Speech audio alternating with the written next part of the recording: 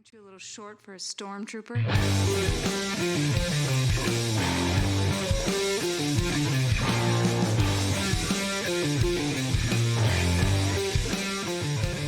What's up, nerds? Welcome to another episode of the Multiverse Report. We are recapping the week's nerdy news from Amusement Mile to Mordor and everywhere in between. I am one of your co-hosts, Mike Gibson. With me, as always, is Steve Haller. What is up with you, Steve? Well, after that intro, we're taking quite the detour. So, whether or not we're taking the One Ring to Mordor or hanging out on the Amusement Mile, we're going to be here for another week of a lot of nerd news, or very specific.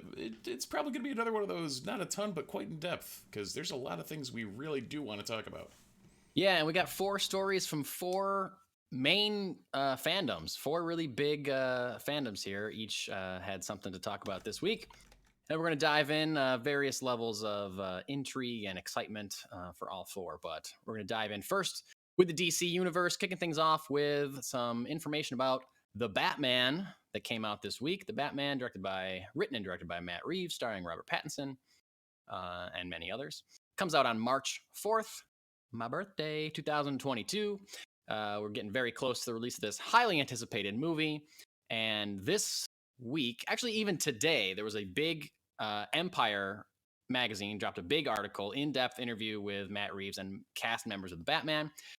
We're not really going to go in depth with that because if we did, we'd be here all night. But it's a really good read. Lots of cool quotes from the director about his vision and how he thinks of Batman, about Robert Pattinson talking about taking the role. Colin Farrell talking about the makeup. A lot of people talking about Colin Farrell's very impressive makeup. So definitely check that out if you are interested. The, I don't know, biggest piece of news, most consequential to the lives of the people planning to go see this movie. Big piece of information that dropped this week was the runtime of The Batman with credits, 2 hours and 55 minutes long. That's right. It is a near 3-hour Batman movie. Without credits, it's 2 hours and 47 minutes. So still pretty hefty. I believe this makes it the second longest theatrically released superhero movie or comic book movie ever made, behind Avengers Endgame, which was just over 3 hours. 3 hours and like 1 minute, I think, with credits was Endgame. Obviously, Zack Snyder's Justice League being 4 hours long, but it was not theatrically released. Right. Technically, that is the longest superhero movie ever made. But the Batman coming in with 3 hours. I am of 2 minds about this. Steve, what do you think about the Batman movie being 3 hours? That's a lot of hours. Yeah. I'm curious, like, if they're going to avoid the standard, opening and rehashing. Like, I believe Reeves has said that they're not going to give the origin story and all that, right? I believe he said it is not an origin story. It's a young Batman. He's like in year 1 or year 2 of his Batmanness. But it's not an origin, yeah. Right. So for a 3-hour movie, I would expect a chunk of that to be, Act 1 is the origin, Act 2 is this, Act 3 is this. But if we're diving right into it, that's going to be there's a lot of plot to fill 3 hours worth of movie, and here's to figuring out what Reeves is doing with it. Yeah.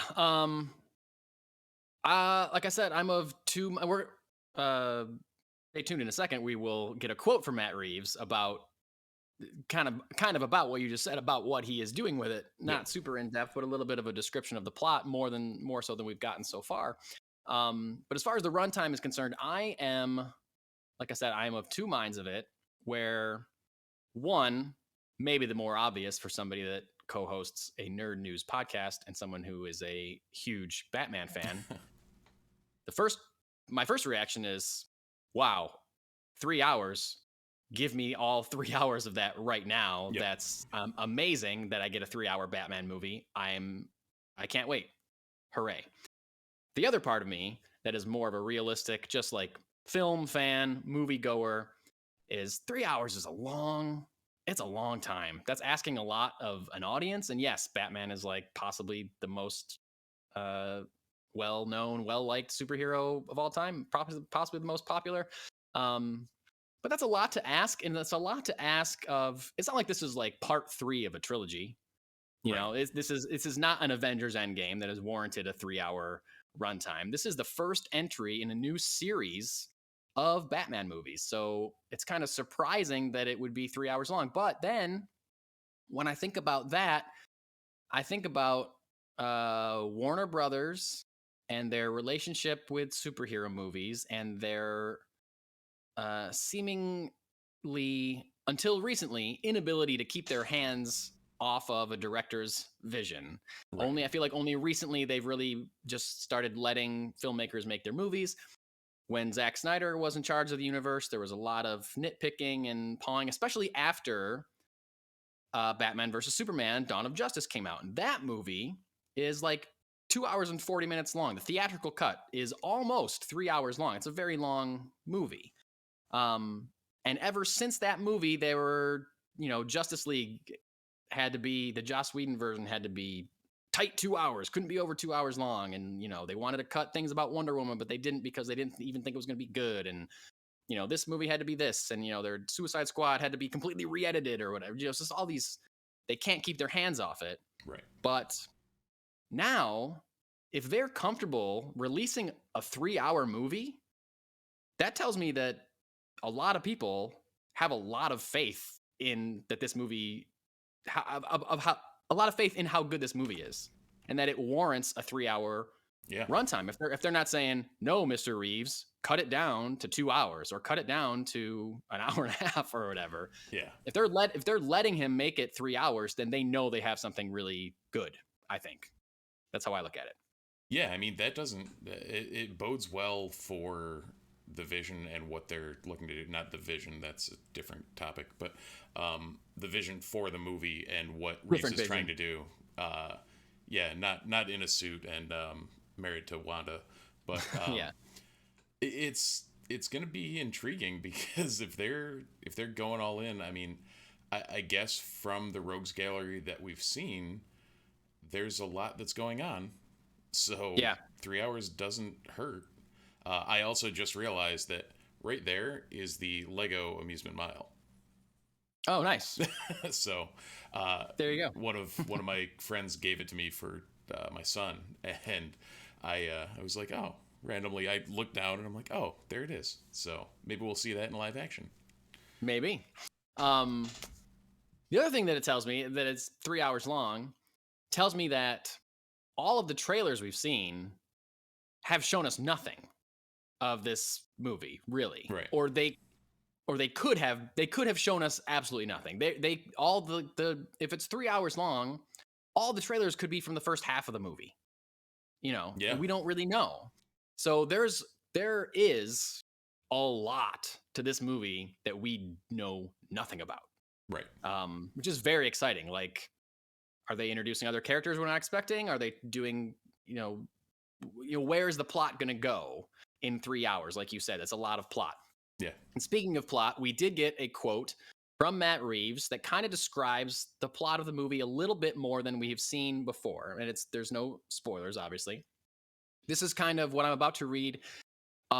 They're all quotes from Matt Reeves. They're kind of like pieced together, stitched together, just to like make it a little more concise in a little time. There's several different quotes that I'm putting together into this one quote right now from Matt Reeves, director of The Batman. He said, "The premise of the movie is that the Riddler is killing very prominent figures in Gotham. They are supposedly legitimate figures.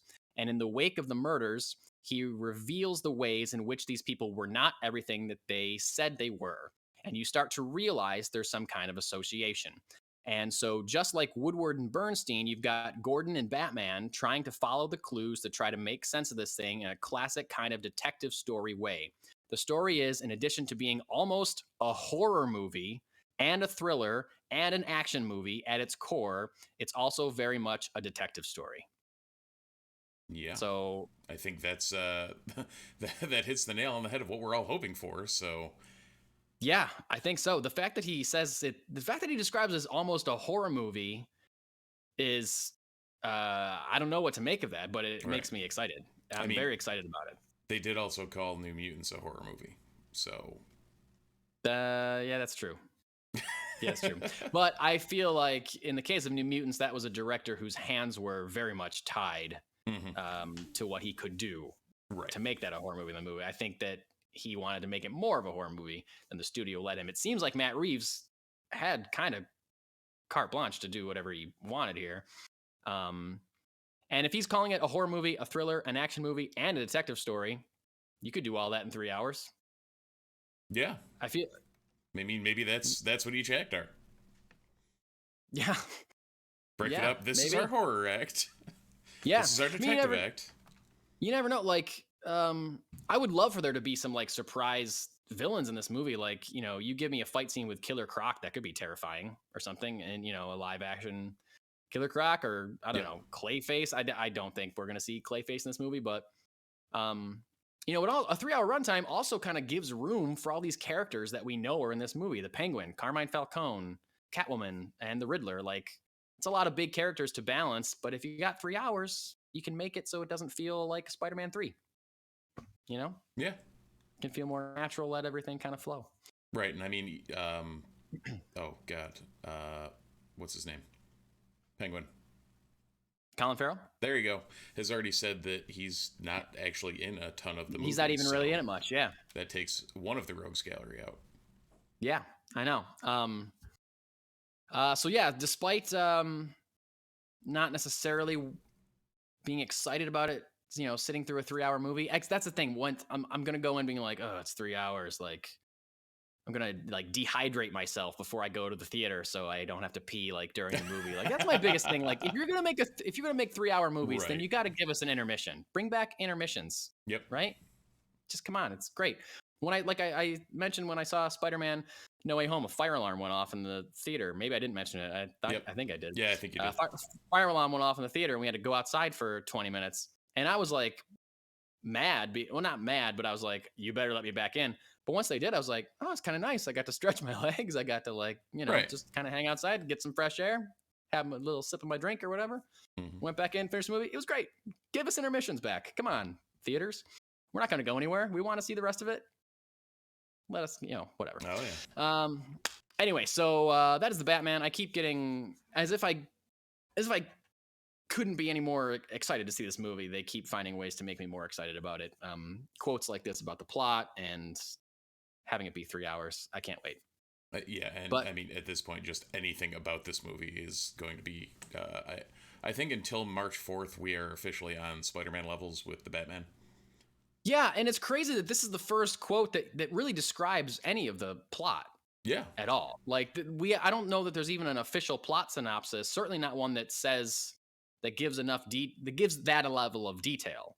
And we're less than 2 months away from this movie. Oh no. And yeah, the little amount that we actually know about it is awesome, I think, really.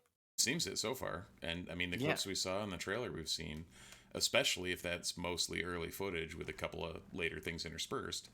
But I mean, we don't know for sure, but it could be. That's 3 hours. We haven't come close to 3 hours worth of clips from this movie or whatever. Right. You know, like, there's so much to know, so much to explore. I can't wait to see it. Moving from DC into Marvel, the day after we recorded last week's episode. Of course. Of course. And we knew because we talked about the teaser last week, but this past week we got the full trailer for the newest Disney Plus Marvel show, Moon Knight, starring Oscar Isaac and Ethan Hawke. We talked about the teaser briefly last week, and now we're talking about the full trailer. Steve, what'd you think?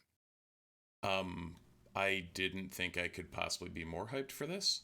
Apparently other people agreed, as this set the record for what is it? I think it was the record for Disney trailer viewership at 75 million in 24 hours. Wow. That's a lot of people. Not a bad showing for people clicking in to watch this, but it was, and I don't know how much about Moon Knight you know as far as background, but a little. I guess let's take your run at it first. Like, you had a novel look at the trailer when it dropped. What were your first impressions? My favorite thing about this trailer, and I don't necessarily mean any disrespect by saying this. My favorite thing about it is that it didn't look like an MCU project. Oh, to absolutely. Me. I feel like a lot of MCU movies, especially the Russo brothers ones, or the ones that are like more tied into that like main Infinity Saga storyline, they kind of all have the same kind of like look and sheen and special effects, Color visual saturation, effects, kind of style. Yep. All the fighting is speed ramped sometimes in a way that drives me crazy when I'm trying to watch it. I can just tell that people are moving too fast. It's like, this is crazy. Anyway, that's beside the point. This did not look anything like that. This looked a little bit darker, a little, for lack of a better word, grittier, I guess, a little more of like a thriller, or definitely looked more intense. It kind of looked like Memento, like the Christopher Nolan Memento movie. Like, it actually a lot like that, where he wakes up when he's holding a gun, driving a truck. He doesn't know what he's doing there, like that kind of thing.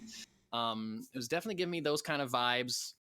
I really liked, here's what I know about Moon Knight. I know that he's been reinvented a million times. I know that the main character's name is Mark Spector. So I was thrown in the beginning of the trailer when he was calling himself Steven or something, or someone was calling him Steven. But then on the phone, he's like, why did you call me Mark? Like, he's already gone, or he's already somebody else or whatever. Yep. Yeah, I just thought it was great. I thought it looked thrilling in a way that not a lot of Marvel stuff, no offense, has made me feel recently, whether it be movies or TV shows. I was like, I felt more intrigued and interested in this because I know less about it, and I don't know. There's a lot of times, because Marvel is so good at adapting its own storylines from the comics, if they introduce a show like WandaVision, and this is not the best example because WandaVision threw a lot of surprises at us, but let's do a better example. Civil War Day. They announced they're doing Civil War.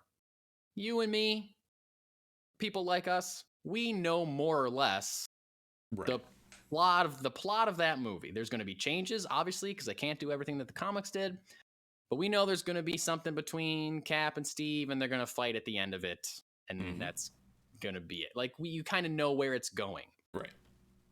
This, I have no idea what this is going to be. I don't know where it's going to go. I don't know how it's going to fit in to whatever. I mean, I said WandaVision because it's like, okay, you know where she left off after the Infinity Saga.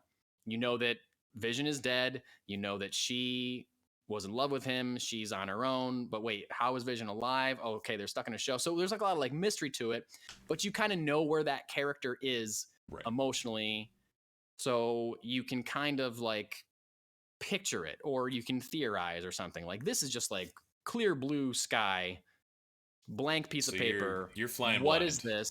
We're flying blind. And the intensity of the trailer was just so exciting for me. Nice. Because of that, and just the way it looked, the way it felt. It felt scary. It felt surprising. And there's a lot of the MCU now where they announce something. We've talked about this before. Where they announce something. They used to, when they announce stuff in Phase 1 or Phase 2, it was like, oh, I can't believe they're making a Guardians of the Galaxy movie. I can't believe they're doing Infinity War or whatever. And now they announce stuff. You're like, yeah, of course they're doing that. They can do anything. But why wouldn't they do that? But Moon Knight is the thing where it's like, oh, they're doing this, and I don't know what it's going to be, and that's exciting. That I have no implications and no theories. Nice. Nothing to base it on, and I'm very excited for this. I showed it to my wife, and she's like, "Wow, I really want to see that too." Yeah. She was immediately on board. To take it one more step, so the general, what you saw in the trailer, Stephen Grant has historically been one of Mark Spector's personalities. He suffers from dissociative personality disorder, or dissociative identity disorder, and historically, Stephen Grant was like the millionaire, like his Bruce Wayne type persona, whereas Spector was the gritty spec ops, man on the ground type persona, and usually the lead. In this, we're seeing no remembrance of the other personalities. There's no for one, we only see two of them historically with Moon Knight. There's been a couple, I think 4 at least that I can think of, but one thing that's going to throw a lot of people for a loop, even people that know Moon Knight, is Ethan Hawke's character has been confirmed as Arthur Harrow, who, if anybody listening doesn't know who that is, it's because most people don't, myself included, until I saw it. He apparently appeared in one issue of Moon Knight as a villain, and that was it. And that issue can't even be found on Marvel Unlimited right now. Yeah, it's out of print, and it's not on Marvel Unlimited. Yeah, I was watching another reaction to the trailer where someone brought that up too. He's like a very minor character, appeared once a long time ago, and you can't even read that issue, so we can't even get any insight into what he is like, or the I guess if you own that issue, if you're a giant Moon Knight collector and you still have that from a long time ago, great. Call us now, call in and tell us about Ethan Hawke's villain character if you're listening and have that ability. But I don't think many people do. No, so it's gonna be interesting to see where they take that. In the trailer, you also saw, like, I know I picked up on a shot of Khonshu, the Egyptian god. If you saw like the what looked to be a bird's beak, that's the representation of Khonshu holding the staff with the Moon Knight symbol on the top of it. So we're definitely at least getting that. It'll be kind of cool to see where it goes, because Moon Knight traditionally has been a very surface level character, very street level character. Now that we have Daredevil and Kingpin back in the mix, does our favorite blind ninja show up? I don't know. But there's a possibility. I mean, they've worked together a lot in the comics. There's a lot of history with Spider-Man. Also, we mentioned before, they're doing a Werewolf by Night one-shot. Guess where Moon Knight debuted? Right in Werewolf by Night. Werewolf by Night. And seen towards the end of that trailer, the camera's coming up behind him, and he's like mercilessly pounding the crap out of somebody. That doesn't look like a human being. If you look at like the legs, it looked like it could be werewolf legs of that thing that he's beating up. It doesn't look like a person. It looks like a monster or something. So is it possible that we get the Werewolf by Night character in this, and then they get their own Halloween special? They like reverse engineering it. Because he has already been cast, so. He has already been cast, exactly. And assuming that the werewolf would be CGI, he could have quickly filmed some kind of like coming down from, werewolf lycanthropy to human thing. The other good thing, but to go back to the Ethan Hawke thing, the positive thing about casting a character that is one from the comics, but also nobody knows anything about, or cares about, you can do anything you want with that character. If there's not there's no expectations. You don't have to meet a certain level of fan expectation with that villain, what he's going to do, blah, blah, blah.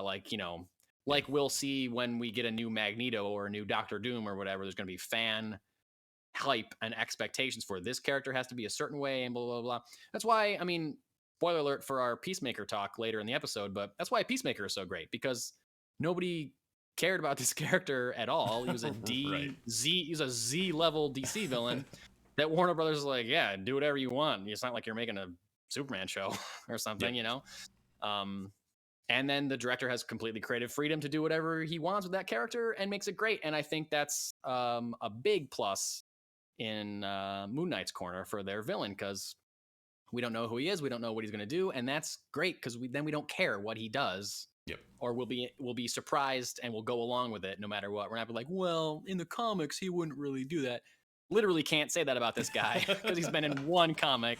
You don't know what he would do. He's been in one issue. So you did mention one thing though, Victor Von Doom, and I noted something. I think it was on Comic Book Report or something, one of those sites that aggregates. There was a potential teaser for Mr. Von Doom. Apparently, the boxes behind Stephen Grant when he wakes up, you could see Von D. And either it's early 2000s trucker hats in a bunch of boxes, or Von Doom Industries of some sort. In his house when he wakes up in the bed? When he wakes up with the gun. Okay. In the truck. Stephen Grant truck thing. So all right, I'll have to watch that again. Yeah, I caught that before we started recording. I was like, huh, okay, that's intriguing. I haven't actually looked at the trailer to confirm it, but yeah. Interesting. Interesting. More Fantastic Four things. Yeah, that would be cool. Man, that'd be so weird. We're gonna start getting, we're gonna get Easter eggs before we get anything real. We're gonna get Fantastic Four and X-Men Easter eggs and hints before we get any announcements or anything like that. And I mean, in all honesty, do we just start seeing cameos of like, hey, this is Hank McCoy, or pre-Beast or whatever, or like, I wouldn't be surprised by that. Yeah, to be honest with you, if we like just slowly get introduced to them. So yeah, I actually might prefer that, to be honest with you. Yeah, I don't know. We'll have to see what happens. What I would prefer that's never going to happen, them to, instead of go with the original 5, just start with Uncanny, or start with like one of the teams with like, Nightcrawler and Kitty Pryde as the lead. We're never going to see it, but I don't think so. I don't say never. Don't say never. Yeah, I think we could get an Excalibur movie 15, 20 years from now. Betsy Braddock as Captain Britain. There we go. You don't want them. Sorry, this obviously we're talking about X-Men now for a second. You don't want, when MCU reboots the X-Men, you don't want to start with the original 5? I don't know. I almost feel like that's too close to what we saw with the last First Class reboot. Yeah, but it didn't have Cyclops in it. It didn't have the original 5 in it, though. It had one of the original 5 in it. That's true. I don't know. It's a weird one. It is a weird one. I've said this before. I might have even said it on this podcast. Yep. However they decide to reboot the X-Men, I really just want them to give us like 5 X-Men and Professor X. Yeah, absolutely. Like, don't give us like, here's 36 of your favorite characters. Like, whoa, dude. Yep. Let's work up to that. Okay, just start with like 5. Oh, that's by it. the way, Doesn't even, if it's not the original 5, fine. You want to put Wolverine in there? Fine. Storm, great. I am a diehard Wolverine fan. I don't want to see him right off the bat in the MCU. Neither do I. I would love to see, and in all honesty, what may be our first cameo would be Aurora Monroe in Wakanda Forever. I mean, that would fit perfectly. Yep. Yeah. So we'll see where that goes. I do want Cyclops and Jean, though. Yeah. I feel like they have to be there. Then, okay, so who should it be? Cyclops and Jean, Storm. Yep. If it's not the original 5, right? If it's not the original 5, but it's only 5. See, that's a tough one, because when you get into like, not counting Professor X, right? When you get into the Uncanny stuff, like Kitty, Nightcrawler, Colossus, any of that, they all have to play off each other. Yeah, and it's like you can't have them without the whole crew there. Like the way Claremont wrote them, it was very, very dynamic within the group, and it was already an established group. So it's kind of tough to do that. They may have to go original 5. I think honestly, I possibly would only swap out Angel for Storm, and keep the other 4. I can see that. Yeah. But then again, just give me the original 5, and then the sequel is giant size crew. Right. You know, I don't know. Yeah, I mean, I think go that way. It would be cool if we get Wolverine in a Hulk thing, though, similar to the comics he was introduced in a Hulk. That would be cool. Yeah. But they don't make solo Hulk movies, so right. Maybe in She-Hulk. Instead of Banner fighting Wolverine, it's idea. Let's hear it. It's instead of Banner and Logan, it's Jennifer and Laura. Oh yes. Yep. Dude, can you imagine the amount of like entitled a-hole fanboy outrage? Yes. If they gave us Laura instead of Logan as Wolverine? Dude, my god. And Daphne, was it Daphne Harris? Was that the girl who played Logan, or played her in Logan? I don't know if it was Harris or Daphne something. Keen. Keen. Yeah, Yep. yeah. She's in his Dark Materials on HBO. Yeah, but she's she's almost like coming to an age now where she could play Laura when she came into the team. I would love that. That'd be great. Yeah, it'd be amazing. I don't see it happening, but that would be No. like but that's another cameo you could see, like have that intro for X-23 down the road in a She-Hulk thing, much like Storm in Wakanda Forever, or Hank when they're doing something randomly around science related around Westchester. Yeah. So It would be cool if whatever the team is, if they discover Wolverine somehow, while he's like feral or while he's still like Weapon X or something like that, and they either have to fight him or bring him in to save him or something. I don't know. That'd be cool. Or we're talking about X-Men for way too long. It's not on the rundown at all. What are the chances we meet the new Wolverine in Deadpool 3? I can see Ryan Reynolds being like, "Hey, here's my one condition. we get to pick the new Wolverine in our movie. That's what we get." No, that'd be great, and it'd also make up for the mess that was X-Men Origins Wolverine. Yeah. And Deadpool's cameo in that, in whatever. Okay, anytime you sew Deadpool's mouth shut, something is wrong. Yeah, right. I'm just gonna say that. We're gonna leave that there. Yeah, 100%. All right, we've talked about X-Men for way too long, especially since we weren't even planning on talking about the X-Men.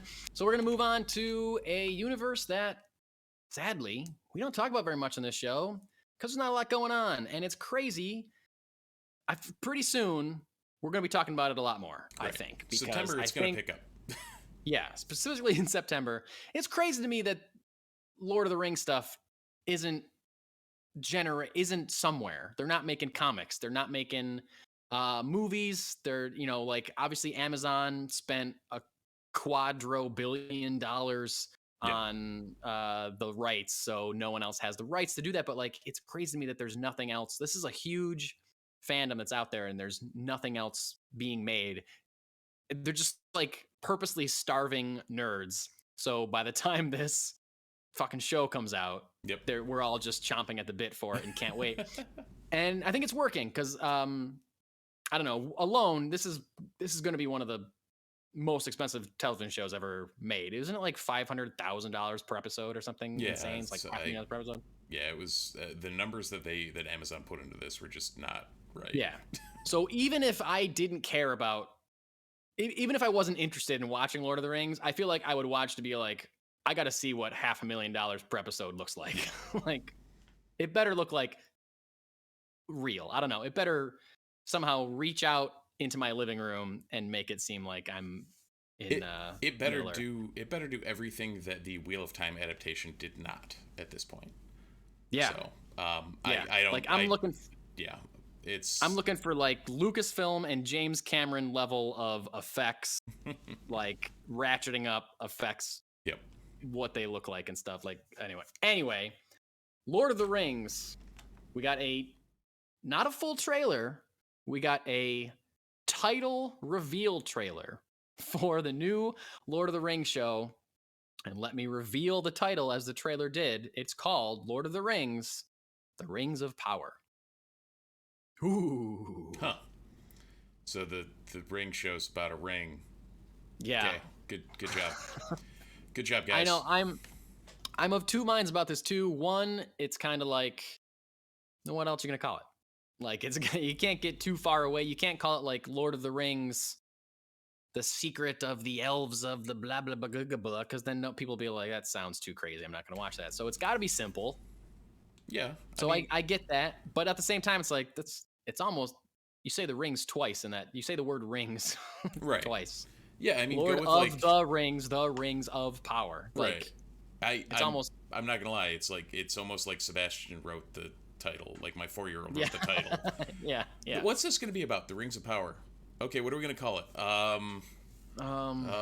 Rings of Power. All right, sounds good. I saw somebody on Twitter. I don't remember who it was, but they said something like, it seems like the Rings of Power seemed like a title that they came up with on day one. They were like, that's good for now. Yeah. We'll change it later. But then by the time they got there, like, that's good enough. We can't think of anything better. They're just used to it. So they went with it. But Right, like so go not with, the go not with like Lord of the Rings: The First Age or something like that. Like, because I mean, it's the timeline is all laid out in the books. Like, you can go, you can be much more descriptive of time or whatever you're doing, or like the forging or something like that. Like, make it creative rather than the Rings of Power. But also like the Rings of Power or Rings of Power has like a better like water cooler vibe to it, I guess. Like that terminology obviously is like outdated at this point, but like, you know, like, oh yo, did you watch Rings of Power last week? Like, you know, it's like more fun to say, I guess. Like, did you watch First Age last week? You know, like, I guess we just call it Lord of the Rings probably if we didn't like the subtitle, but the cool thing about this trailer, which I was underwhelmed with when I first saw it, and then I saw a video on social media a couple days later, it was filmed practically. Did you know that? No, that's actually so like the trailer, for those if you haven't seen it, are basically it's you can't at first there's like cameras flying over like kind of like smoke, and it looks like a valley or something or mountains, and it looks like a landscape. Then you realize it's like wood or something, and they're pouring smoke and they're forging the ring. Basically, they're forging the ring in a wooden looking like forge or something. And a lot of it was shot practically. Like it shows cameras going slowly over them, like putting fog or pouring actual like liquid metal into the frame. It's pretty cool. I'm sure it was enhanced digitally in some way, but it is cool that it was shot mostly practical. And maybe the show will, you know, it would have been way cheaper to do that, but obviously they're throwing a lot of money into the show. So they're like, no, let's actually pour liquid metal into this frame and film it. And so I hope that translates to the actual show. Yeah, $465 million for the entire first season.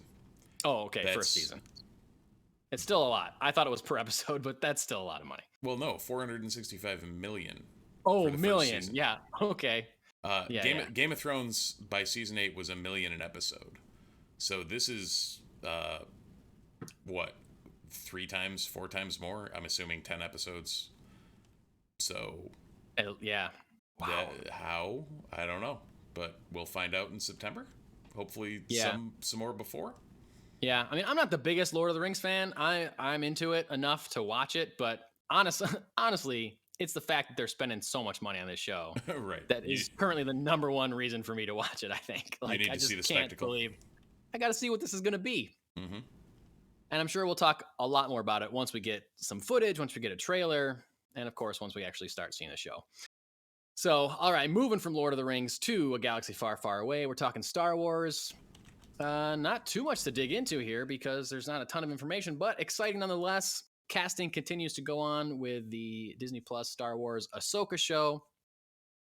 Mary Elizabeth Winstead has been cast alongside Rosario Dawson in Ahsoka. Huntress herself, Ramona Flowers herself. No stranger to the world of nerd films, Mary Elizabeth Winstead. Somebody that I am low-key in love with, I gotta say. Confession. No word on who she's playing. So we don't know, obviously, all the characters are going to be in the show. We know that it's going to be Ahsoka and Sabine Wren searching for Grand Admiral Thrawn, at least.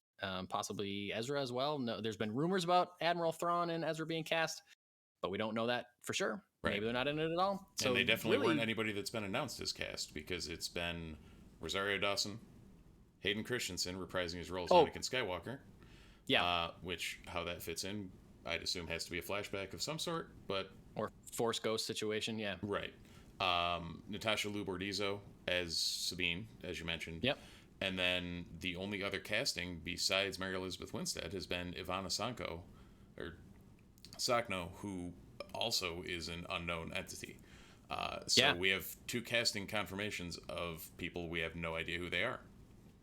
Yeah, could be, I don't know, could be good, could be bad. Who knows?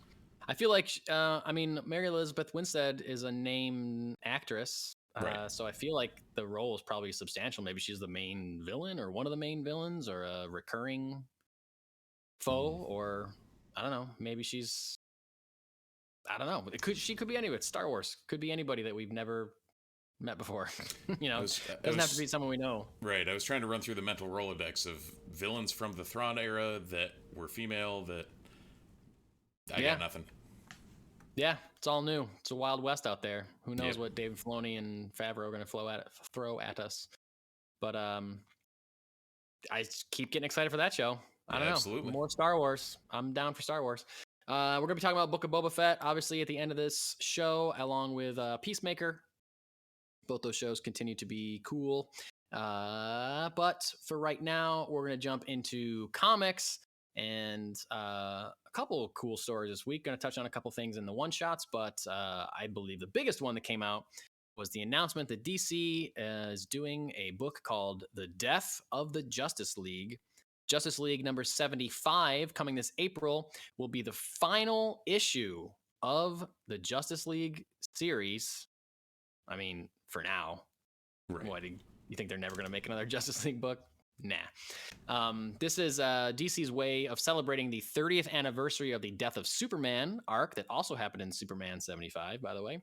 Writer Joshua Williamson, who's also in charge of the Batman book currently, said, "We want people to understand this is serious and this is going to have a major impact on the DC universe moving forward. You'll get to see how the new heroes react, how some of heroes that have been around for a while react. You'll see how people on the ground react to this idea of the Justice League dying.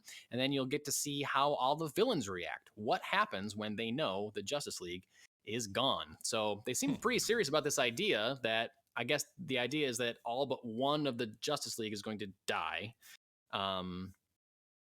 And we don't know how, we don't know why, we don't know for how long. I mean, we know that they're not going to be dead for really very long at all, I wouldn't think. Right.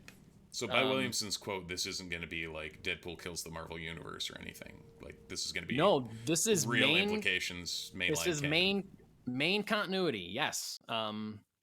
So, I mean, it's interesting. I know I'm not following all these characters in their solo books, but I know Superman has been off-world for a while. His son, Jonathan Kent, has been the main Superman on Earth in his book, Superman, Son of Kal-El. I know that Batman is leaving Gotham City in his current book and leaving that under protection of his Bat family. There's also a new Batman that's in New York City, so who knows if Jace Fox will return to Gotham City to take over. I mean, Green Lanterns are all over the place. Who knows what Green Lanterns are doing. I do know that when DC was doing their Future State series, where they were writing books about characters in different time periods in the future, could have been a couple years, could have been a long time. One of my favorite books of that series was the Justice League book that was taking place a long time in the future, when it was Jonathan Kent, it was this new Batman, it was all these newer versions of these characters, the new Wonder Girl, Yara Flor. And I really liked that book a lot. I liked their dynamic. I liked how they interacted. Would be cool if maybe this is the origin of how that team comes together in whatever timeline. Yeah. But I don't know. It's going to be interesting. What do you think in general, Steve, when it's DC or Marvel or whoever, when there's a big event like this? Because some people get annoyed, I think, when there's like, well, they're just all going to come back to life anyway, whatever, blah, blah, blah. What do you think about books like that when they're like, we're going to kill Peter Parker, or we're killing Steve Rogers, or we're killing Superman, or whatever? So how do you usually react to that? Why not both?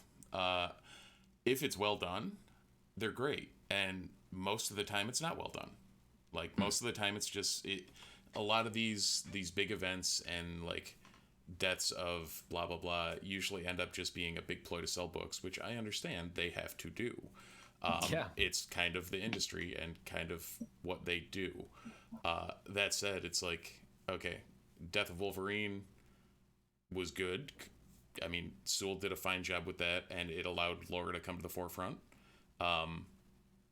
Death of anybody else, I've seen it botched. Sure. So I don't know. Then you have current X-Men continuity where anyone dies and no one dies. So there's always that, which is another weird thing. Yeah, it is interesting that they're addressing that outright in X-Men comics now. It's like, yo, no, we just discovered a way to bring everybody back, so it doesn't matter. Yeah.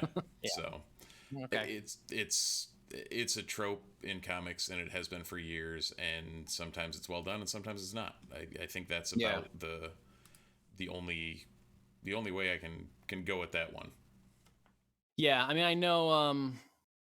I think it's just something that happens. I feel like if you read comics, Oh yeah, you read comics for the character drama. You don't. I mean, and the punchy too. But like, who cares about the fighting if there's no like character or drama behind it? Like we read for it's soap operas with tights. You know, like we're reading it for the drama. So every once in a while, somebody dying is like a big deal, and it's an excuse to like tie in drama. Like, well, is Bruce Wayne going to die in this Death of Justice League thing? How's that going to affect all of the Bat family characters? Like, that's going to be some like good, interesting writing for those books, you know. And like same with the Superman spinoff characters or family, and Wonder Woman's Wonder Girls and everything. Like, there's a, you know, it gives writers like a chance to write something for characters that they don't often get to write. And yes, I'm sure within a year, Clark Kent and Bruce Wayne and Diana Prince will be alive again or whatever, and they'll, you know, figure their way back. I find that the death arcs are more interesting than coming back arcs. I think coming back arcs are like a little eye roll, because it all has to be metaphysical weirdness that doesn't really make sense at all. So it's like, okay, fine, just bring him back. Just open a door and he's there. I don't care. Just, you know, doesn't matter. Oh, look, he's magically back. Like, I mean, how many times can Spider-Man die and come back? Yeah, I know. I think 10 currently, but yeah. But yeah, it'll be interesting to see if anyone stays dead. They don't all have to come back at the same time. So I guess we'll see what happens. It's been done. Like, what? Jason Todd was dead for a super long time. Barry Allen was dead for like 25 years or something. So like, you know, it's a long time. Sometimes it works, like you said. Sometimes it's cool. I'm all for it. Like, it's something you got to take if you're into comics. Like, you know, don't get mad. They'll be back. It's fine. They're usually I guess they're usually stuff I'll go back and read, but they're usually not stuff I'm going to put on my pull. Sure, if that makes sense. Yeah. Like, they never entice me enough to grab, but for continuity's sake and like tying things together, like you said, it does add to the drama. It does add to where storylines are going. So, you know, it's nice to have that in the back pocket. Yeah, for sure. So we will see in April. Oh, by the way, Rafa Sandoval is the artist on Death of the Justice League, which will come out in April. And interesting to see if there is another Justice League when that comic book starts coming out. If there's a replacement league, or they really just are going to stop publishing it for a while. Who knows? Right. We will see come April. This week in comics, we got Batman Catwoman special #1. I think that's like an annual. We got Black Panther #3, Captain America and Iron Man #3, Cowboy Bebop #1, new run on Cowboy Bebop books. Devil's Reign, Daredevil Devil's Reign #3, Harley Quinn #11, House of Slaughter #4, Human Target #4, Ice Cream Man #28, Monstrous #36, Superman and Robin special by Peter Tomasi. Very excited about that.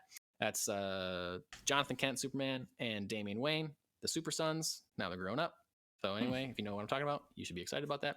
Usagi Yojimbo, Lone Goat and Kid #1, Wonder Girl #7, and X Deaths of Wolverine #1. Yes. So a lot of cool books coming out this week. I don't know, you reading anything good right now? No, I actually turned my pull off of Human Target just because I know I want to get it in a collected. So I've actually done that with just about everything that isn't the House of Slaughter, the Tynion stuff. Yeah. So it's all of these look like, so like Devil's Reign I really want to catch up on, but again want to get it collected. And X Deaths, like, same kind of deal. I know after reading weekly through all the last year's X book, or 2 years ago now, they're like the relaunch in the Hickman verse, reading through that issue by issue, I almost want to wait and try and get a like collected, you know, here's the trade of this arc, because I don't know if I'm getting old, but I'm getting sick of waiting week to week on stuff. So how about you? I am also trying to retrain my brain, because I used to just be collected edition, trade paperback. Yeah. But then I fell down the rabbit hole of buying the floppy books, weekly books, or monthly whatevers. I'm trying to like pull back on that, because it's a lot. My pull list is too big. I'm trying to, I know. So I missed because I didn't add to my poll list. I missed issue 3 of Human Target, and now number 4 is coming out. So I think I'm going to try really hard to not catch up with it and wait till it comes out in a trade so I can read all of it at once. I'm trying to like get back into that mold. The stack that I am trying to go through is so huge still. Same. I'm just working through that. I am still working my way through Saga. I'm trying to catch up on Batman 89 still. I'm trying to catch up on House of Slaughter. I haven't even caught up on, and I love those books. So just a lot of stuff that I'm slowly working through. But anyway, a lot of good books coming out this week and every week at your local comic book store. Right, and now I have the Strange Adventures and beginning of the Tom Taylor Nightwing collecteds to work through too. So trying to balance that with actual real word books is tough. Give up the real word books, dude. Well, to be fair, they're Star Wars real word books. Oh, okay. So that's it's fine. the latest 2 High Republic novels that are both very good, but also time consuming to read. For sure. All right, couple one shots we're going to fire off at you real quick before we do our Boba Fett and Peacemaker reactions. Apple TV. This is a coincidence that I'm wearing my Kong and Godzilla yin yang hoodie right now, but Apple TV developing a Godzilla TV series set in the same universe as the current MonsterVerse movies, and our beloved comic creator Matt Fraction, writer of Hawkeye and Superman's pal Jimmy Olsen, is a co-creator of this series. Hey, what? He's already getting more credit than he did for Hawkeye. Good job. That's cool. I don't know what a Godzilla episodic TV series is like, but that's cool. I don't know. I hope it's great. I'm like just picturing him and Godzuki like daily dinner table conversations and such. So yeah, it'll be interesting. They invite Mothra over for dinner, and that's what we see. So that'll be fun. No matter what, I'm gonna watch it. So yeah. So moving on, in one shots, Marvel is debuting 2 new ongoing Captain America books this year. One starring Steve Rogers and one starring Sam Wilson, which jives with the announcement of Captain America 4, which will be starring Sam as Cap, and setting that up and continuing in the MCU continuity. I'm surprised I haven't done this before, to be honest with you. Like, have the 2 ongoing. Yeah, because a lot of times when they have, I don't know, people say like DC is more about legacy than Marvel because you have like Nightwing and like Bat Family people that like become their own thing or whatever. And I feel like Marvel a lot of times will do like, oh, Sam Wilson is Captain America for a while, and then Steve Rogers, and so he's gonna be Falcon again. Kind of like reversing. And not that DC's never done that, because they certainly have Dick Grayson's been Batman before, and then he goes back to being Nightwing. But like Miles and Peter, you got 2 Spider-Men at the same time. Why can't you have 2 Captain Americas at the same time? Yeah, they're one of the only ones I can think of. Like, Wolverine and Wolverine exist. However, like they don't both have their own titles. Right, like Logan has his own title right now, and Laurie is part of the X-Men. Whereas when she was doing the all new Wolverine thing, Logan was dead, and like.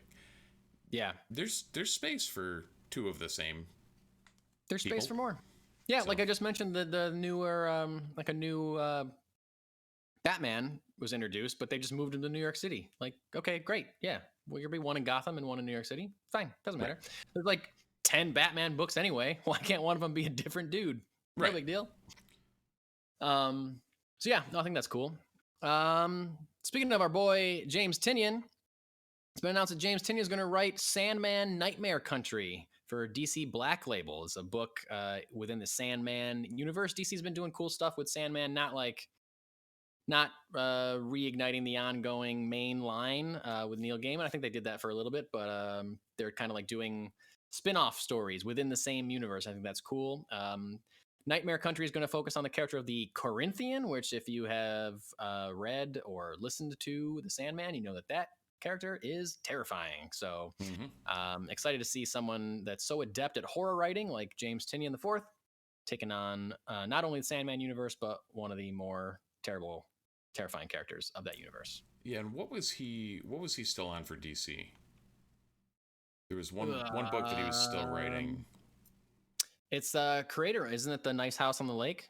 No, there was another one that he was on for DC that he left for Substack and to move to this. Like they're wrapping it up, coming up soon here.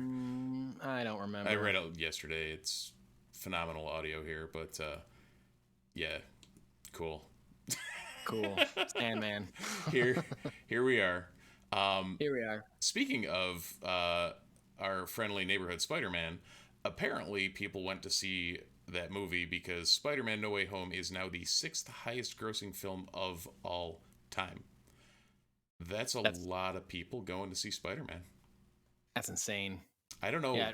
Disney must be going broke soon. I don't know what's happening. I know. I feel bad for them. They're gonna be pinching their pennies, I think. And to be fair, anyone who's watching the video, I am not wearing the Miles shirt because of that announcement of No Way Home. Rather because I'm playing through the Miles game on my PS5 and it's really, really good. Yeah, it's so great. Isn't it great? I can say though, as much as I'm I enjoyed the first game a lot, swinging through New York as Miles is just more fun. There's no two ways about it. It is more fun. Have you unlocked the Into the Spider-Verse suit yet? Not yet. No, I'm still. I every time I keep looking at new suits, I keep going back to the classic, like black and red Miles. Yeah, so. I did too. Until I unlocked the Into the Spider-Verse, and then that's all I've ever played with. I did take a rip with the animation suit, which is very trippy. Cool. Like I love how they did it. It's nothing that I could play a long time as, but swinging through New York as a cartoon character was pretty cool. Yeah, it's pretty cool. All right, we're gonna move into spoiler review reactions for 2 television shows currently on the air: The Book of Boba Fett and Peacemaker. So if you haven't seen either of those shows, you should go. Yeah, you should leave. You should stop listening. But before you leave, you should like, subscribe, follow, leave us a review. Contact us on social media if you feel like it. The Multiverse Report on everywhere except Twitter. We are at Multiverse RPT there. Feel free to drop us a line, leave us a comment, and hope you enjoyed the cast. And feel free to leave us a review again. I'm just going to keep saying leave us a review. Review. Yes, review. Review us positively. Yes. Well, you know what? Whatever. You hate us, that's fine too. If you can rate the most disparaging thing you want, as long as you put 5 stars. Yeah. Give us 5 stars and then tell us how much you hate us. But just those 5 stars. That's all we need to know. All right. Boba Fett. Seen it yet? If you haven't, so long. Or if you are not watching Boba Fett, but you are watching Peacemaker, just like skip ahead until we get to Peacemaker. Absolutely. So anyway, Boba Fett, the Book of Boba Fett, episode 4. Steve, what'd you think? I'm trying to remember. I know, it was so long ago. I like this episode a lot. It did not have the Power Ranger kids that we talked about last time. Chase and the world's slowest speeder chase. It did have Kursistan. Is that how you say that Wookiee's name? Kersantin. I was close. Almost choking a dude in a bar for no reason at all, other than he just felt like it, was annoyed by him, which I liked a lot. There was a reason. Because Wait, what was the reason? There's a history between Trandoshans and Wookiees. The Trandoshans used to enslave Wookiees. So that's why he attacked the table of Trandoshans and not the Aqualish or anybody else. Oh, man. Is that like... Wait, are those the creatures that are doing that in Solo? Yeah. Oh, my God. And in Clone Wars. So Bosk, that's why Bosk and Chewie, that's all. Well, one of the reasons. Outside of him wanting to, kill him and take him in for a bounty. Well, that's awesome. Even more awesome than I expected. What else did I love about this? I liked the Sarlacc pit scene. Destroying the Sarlacc pit. I thought that at first I thought it was dead already. Like when Right. he got in, because I guess I thought like he blasted his way out of there or whatever. I thought that that killed it, which is why I thought he was so confident to fly his ship Right down directly into. over it. I was like, oh, he wouldn't do this if it was alive. Mhm. I was kind of bummed though that we didn't see him go down in there. Like that would have been cool if we watched him look for his armor and like had to dig through like other dead people. I guess I don't know. It would have been cool. I don't know. Maybe it Fair. would have been like lowering himself down or something, and then maybe it's alive. I don't know. Who knows? It was still pretty cool, and obviously, like, if obviously the Sarlacc pit wasn't already dead, I think it's cool that it's dead now. We saw clearly he dropped a bomb into it, Yeah. and then went down in it, which explains why he was all More gnarled acided up. up, which is why he needed the bacta tank. So I was like, okay, now we know. That makes sense. The whole Fennec thing was a thing. Like confirmed, when they found her and whatever, and like I totally expected like, okay, he helped nurse her back to health, etc. Sure. I didn't expect the turn her into a Lobot's best friend, cyborg. And I didn't expect that either. Yeah. Because we didn't know that about her until then, right? We've never seen her have robot not parts. that I know of. But we did hear about Tatooine's big mod culture with the Power Rangers last week. So I guess that was like Robert Rodriguez's way of foreshadowing that this was a thing, but I don't think we needed the Power Rangers to do that. Yeah, I mean, we didn't need the Power Rangers. But we like maybe needed a reminder that it's a thing. But if you think about it, it was like a no-brainer for Palpatine to be like, "Oh, just throw a bunch of robot parts on Anakin and save his life." You know? Right. Yeah. So like it's been a thing for years. Clearly, it's a technology that has existed in the Star Wars universe for 20, 30 years. So now after 20, 30 years of technology existing, it becomes more easily accessible to like regular people, right? Mm-hmm. So if you look at it like that, it does make sense that people would be like, "Oh yeah, I want a robot part," you know? Yeah.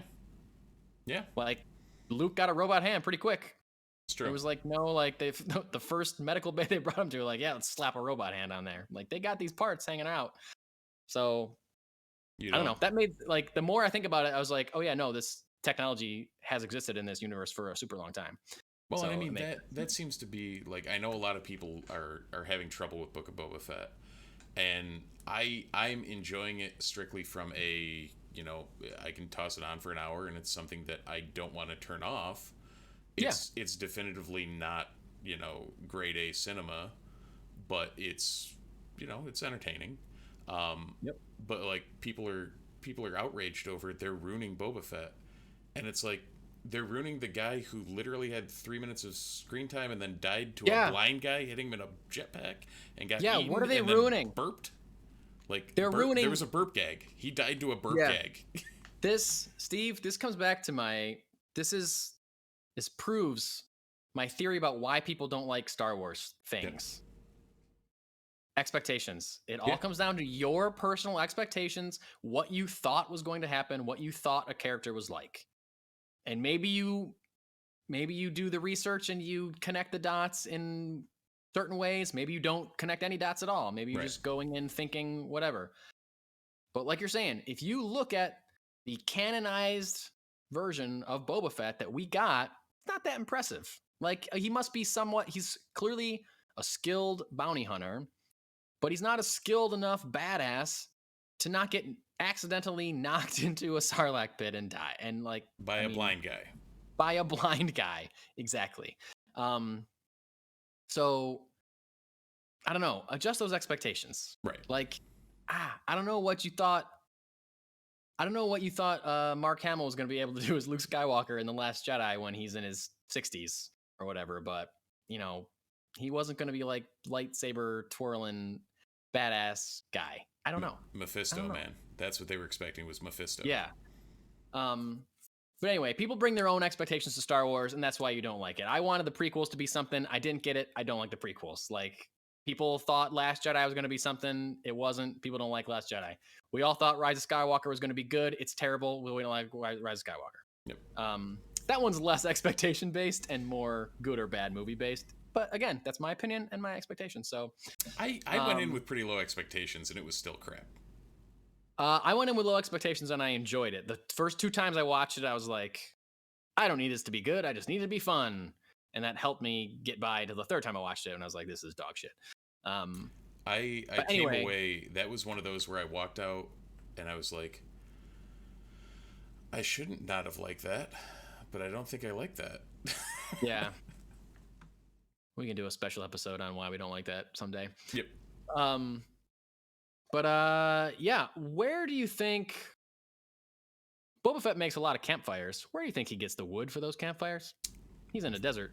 That is a good question. Huh. That might be the best question posed all day.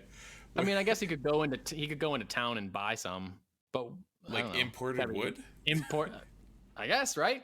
Here's another question that I thought of and I said out loud to my wife while we were watching.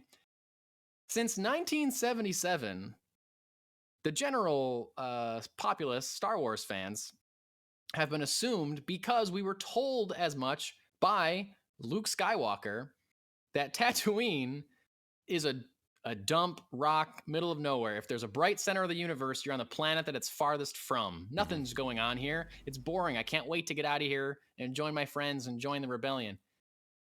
Except that there's like giant pod race festivals all the time, and like cool bars with fun nightlife and music all over the place, and Power Ranger teenagers that drive fun bikes all over. Like, there is a lot going on Tatooine, dude. Well, as someone who grew up in the boonies, I can totally get where he's coming from, because where he was is off in the middle of nowhere on a moisture farm. Sure. It's not like he was going into Tashi Station to grab some power converters every day. He certainly wasn't, but he said you're on the planet that it's farthest from. He didn't say you're in the neighborhood that it's farthest from. But like so much of Star Wars, what they're doing now, or what they have done since those original movies, has forced us to go back and reinterpret lines of dialogue and things that have happened in those original movies. Like, oh, Luke's not really great at being a Jedi. Oh, you're supposed to be a Jedi when you're supposed to be picked to be a Jedi when you're like 4. Yeah. Okay. He didn't know what the Force was or feel the Force until he was 18. Okay. Maybe he's not the greatest Jedi of all time. Like we were led to believe. I mean, okay, even within the same trilogy, the original trilogy, Obi-Wan, Vader, father. Yeah. I was just gonna say that Obi-Wan and Yoda just straight up lying to Luke about right, like all the time, telling him to do giving him terrible advice, hey, we tried this exact same thing 20 years ago and it didn't work, but you should try the exact same thing. Like, what? No, that's terrible advice. You who we've barely trained, and you hung out with me on a swamp planet for about 2 weeks. Yeah, you're good. It's fine. 2 weeks, if that. Right. Let's not talk about that plot hole in Empire.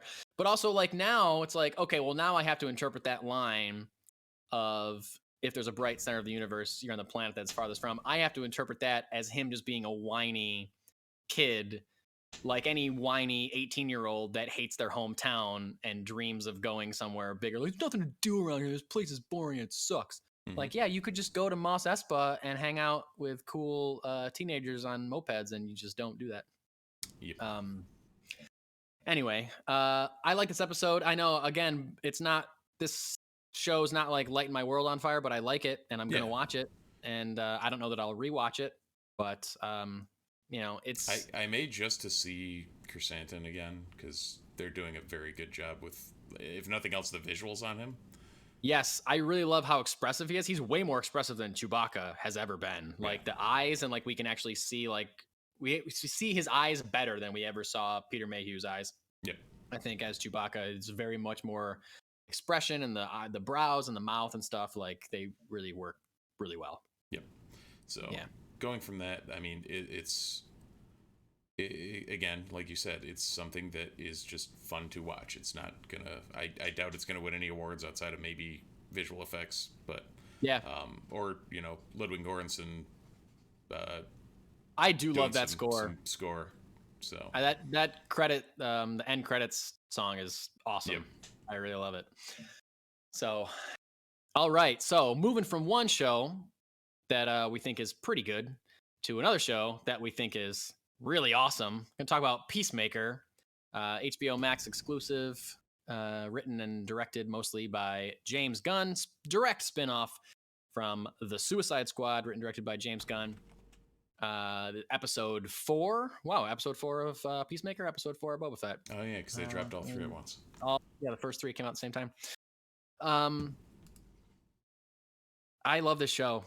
I don't know. There's no other way to put it. It's just flat out fun. I honestly think it's my favorite live action DC TV show. Yeah.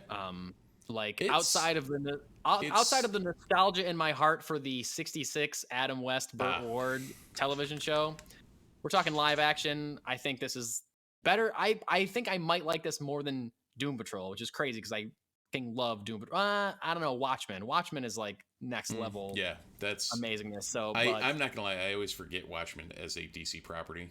Yeah, me too.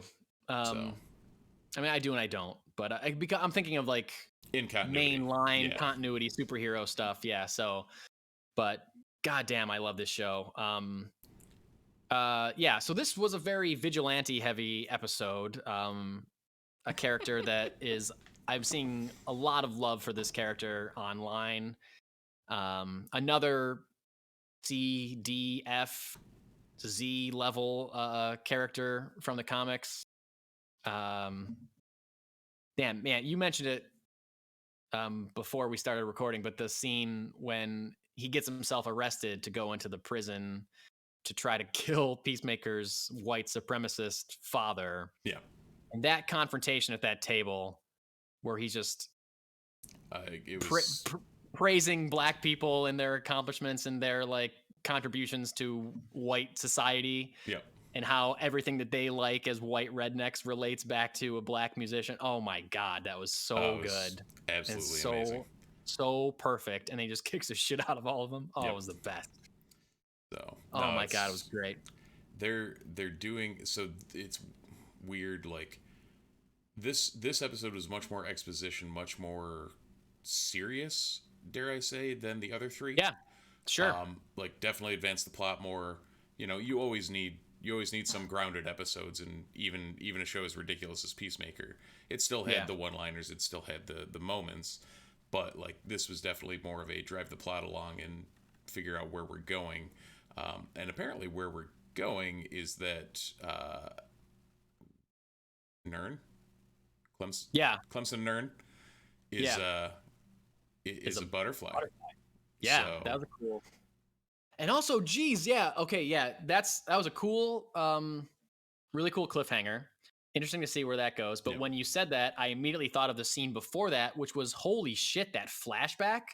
Oh yeah. To when he was a kid and his dad's forcing him to murder somebody. Yeah. Holy shit. That was intense. And following that up with the whole thing with his brother and which we don't. Yeah, the brother having some kind of seizure or something like. And from the POV, it looks like he's right there. Yeah, Oh my God. His dad kind of implied that it was him. So or he had something to do with it. Yeah, something's up. Oh my God, I can't wait to see what's going on there. So cool. I love the dialogue. I love how, again, this is like a very minor character and it's a smaller story. Clearly, it doesn't involve Superman, but like the references to the larger DC universe, I really dig. And the fact that they're sorry. I was going to say, I was laughing that they dropped a Matter Eater Lad reference. Yes, dude. That's exactly what I was going to say. They're talking, like, in this episode, they talk about Matter Eater Lad. Yep. Google image search Matter Eater Lad DC Comics if you want to see some bizarre ass panels of just like a little boy eating a fence or something like just insane. But in this conversation, because this show takes place in the main DC EU continuity. Yeah. So they're talking about a character as insane as Matter Eater Lad, but canonizing him in the mainline DCEU continuity, which is hilarious. They do the same thing with Batmite, in episode yeah. 2 or 3. What are the chances we get to see Batmite in live action in Peacemaker season 2 or whatever, or Matter Eater Lad? Like, wouldn't that be amazing? I want to see that. James Gunn has said that he's interested in doing a season 2. So that's something. Also, I meant to say this last time we were talking about Peacemaker. James Gunn has confirmed that his next DC project, and when he did the Suicide Squad, everyone was like, "Are you going to do another DC thing?" He's like, "Yeah, probably. I'll be back. I got to do Guardians, and then we'll see what happens." But like Warner Brothers people were like, "Yeah, he'll be back. He'll be back. He'll be back." He has said that his next DC project is another HBO Max series. But he didn't specifically say that it's Peacemaker season 2. He seemed to indicate that it was something else, and that it's like conversation that he's currently having and developing another series for HBO Max. I say, hell yeah! I can't wait. Based on Peacemaker alone, Yeah, I cannot wait to see what that is. I think it'll be the Judo Master spinoff.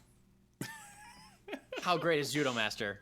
So great. How great is Judo Master? So great. I believe there's a female Judo Master that I was familiar with. So, I'm not familiar with this character. Not at all. I have no idea who Judo Master was, but I love him now. But yeah, love him so much. He's always like popping up out of nowhere. They're making good use of his stature being a lot smaller than John Cena. There's a lot of cool like visual in that fight they had in the parking lot. Was great. The two of them. And I love Adebayo. Is that how you say the character's name? Yep. She's great. I really like the way her character is kind of developing as someone that's kind of like hasn't really owned up to the monster that her mother is, or like really wants to like join that kind of life, but is clearly like being pulled into it a little bit. Never shot somebody before, or like nervous about it. Also fine with manipulating Vigilante into going to kill Peacemaker's dad, though. Like, yeah, it's fine. Interesting. But also like the when I was talking about the wider DCU references, got a great him yelling at that neighbor about Batman, how Batman should kill the Joker. Like that's like, that's cool. And that's that's very true to his character. Like he would think Batman is a wuss or whatever, like for not killing the Joker. Like how dare you, like why are you not doing that? Like that's an argument that has been made 1,000 times, but it means more coming from a character who we've seen will do anything if it means taking out a bad guy. Like we saw it in the Suicide Squad, we've seen it in this show. So it's like, yeah, I totally understand that you 100% believe this argument, and it's not that just that you think Batman should be darker or something like that. You're just like, no, he's letting this madman kill more people. That neighbor is turning into one of my favorite characters too. Yeah, Neighbor's great. I'm a big fan of the neighbor. And is also great in the opening credits, because if you haven't seen the opening credits and you're somehow listening to this still, go watch them and then watch the rest of the show. Yeah, they gotta disable that skip intro button, because no one's ever gonna press that. No, on every single time I'm just like, yeah. My wife, we were watching it this week, and she was like, "Who does their choreography?" Because it's really horribly perfect. There was I saw a short interview on YouTube, James Gunn being interviewed by Kevin Smith about the show. And they talk a lot about the opening credits and how James Gunn was almost laughing too hard to respond to the question about how they hold at the end of the song's over and they hold on them breathing heavily for way longer than they normally should, way too long. It also starts with him not moving for a couple seconds, awkwardly.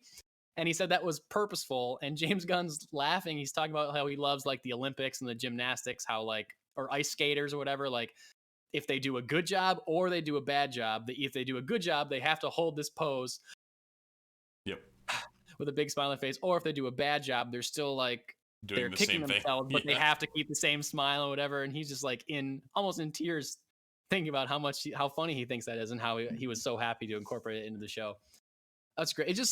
I love seeing a creator so happy with the thing that they got to do and so excited about the show that they're making or have made that it just that makes me want him to do so much more stuff. Cause he's so passionate about this. He's so into it. Let him keep going, because he's going to deliver something that is top quality because he's so passionate about it. But Anyway, Peacemaker continues to be outstanding. If you're not watching it, we just spoiled a lot of it for you, but you should just watch it anyway because it's excellent.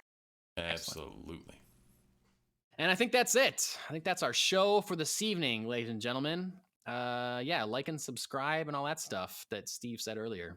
Do it. Review us and everything. That all you got, Steve? Anything else? Review. More reviews. More reviews, please. All right, so for myself and for my buddy Steve Haller, thanks for watching, thanks for listening, and we'll see you next time in the multiverse.